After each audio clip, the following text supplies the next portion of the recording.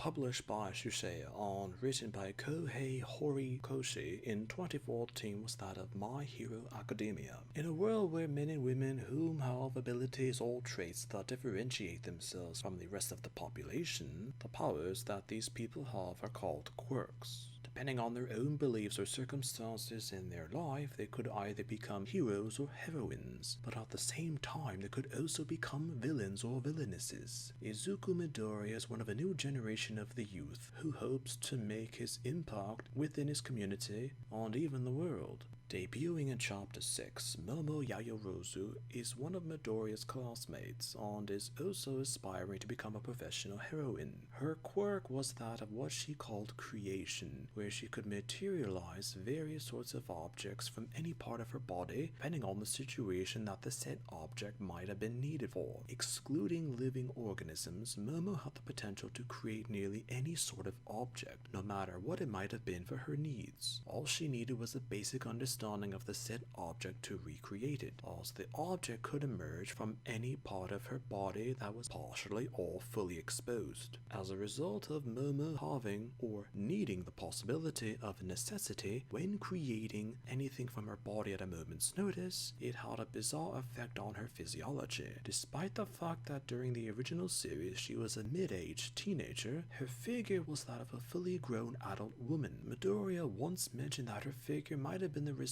of a possibly increased metabolism rate, on the fact that her body breaks down fat at a molecular level, in which could be used to shape objects when needed by her quirk, and as a result she eats somewhat more than a normal woman, and yet that doesn't increase her weight or affect her figure in a negative way. Particularly in the anime adaptation, Momo's figure has been the focus of the boys and the envy of other girls. Mineta once said that Momo was considered to be one of the most attractive girls in the entire academy, and that she was often talked about by other boys. Despite everything, Momo had a somewhat innocent approach towards using her powers to help others.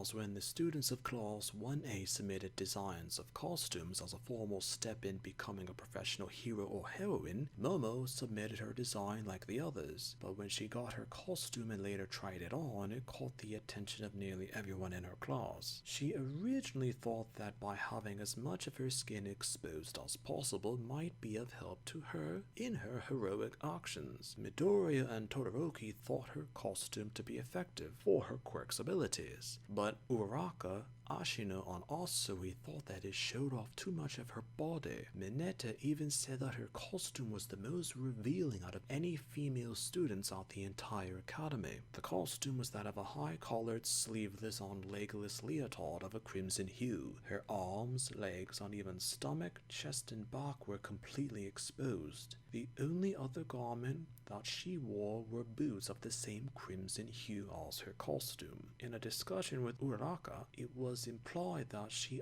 originally just wanted to wear a costume as that, and Uraraka believed that she was wearing nearly nothing. Momo actually agreed with Uraraka's opinions, and that was why she decided to wear her golden utility belt to offer some modesty and cover herself, if at all barely.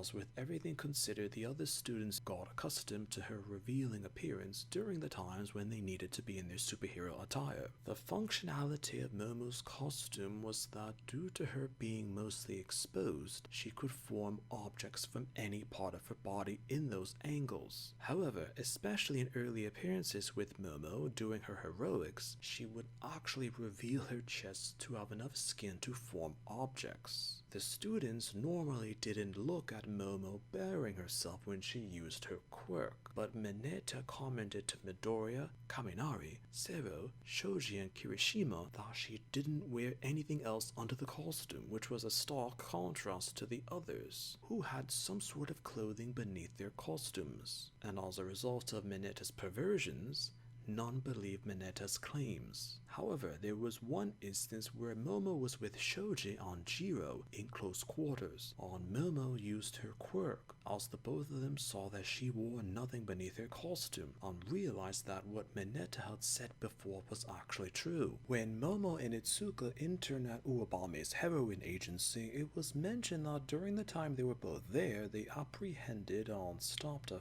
fair amount of evildoers, as it was implied by Itsuka that it was due in part to Momo's costume distracting male villains as well as male crime committers. Uwabame herself noticed Momo's costume and actually mentioned that it was a good choice due to sex appeal, and the fact that her heroine sometimes needed a bit more than just a quirk to succeed. But as a result of her internship, Momo began to have some doubts about the implications of her costume, but at the time she didn't really think too much about it. The joint training arc was the first time that Momo had made a modification in terms of appearance as well as attire to her costume, which was an addition of just a crimson cloak to complement her leotard and boots. But it was theorized that there might have been another reason for that. According to information now known, Kohei Horikoshi might have had Momo's costume changed, as it was shown or even depicted as essential fan service for readers of the manga and viewers of the Japanimation. Questions or even criticisms about Momo's costume had occasionally been discussed or speculated about since the character's introduction, and while it seemed logical for a revealing costume to complement someone's powers in such a way as depicted in the series or the manga, Kohei Horikoshi eventually caved into pressure to somewhat add a sense of further modesty or concealment for Momo's appearance at the time in the manga and anime. Even with the changes later seen with her costume, it didn't take away from the original details surrounding it, both with the lore in the manga and the depictions in the animation, to even real-life discussions. A character could be overrated yet hated because it wasn't the character that was hated, it was how they looked or depicted that was actually hated.